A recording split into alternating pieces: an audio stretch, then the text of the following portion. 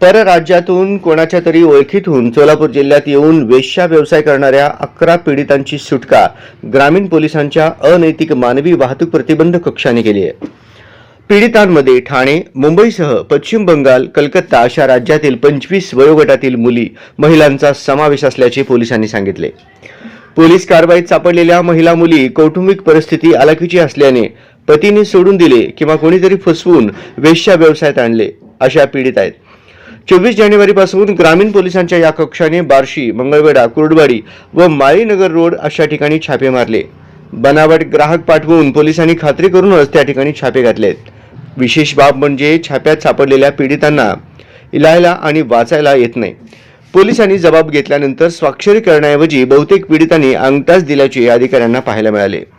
दरम्यान पीडितांना वेश्या व्यवसाय करायला लावून त्यांच्या कमाईवर स्वतःची उपजीविका भागविणाऱ्या संशयितांना पोलिसांनी अटक केली आहे। त्या पीडिता नेमक्या त्यांच्यापर्यंत पोहोचल्या कशा, त्यामागे काही रॅकेट आहे का याचा शोध पोलीस घेत आहेत।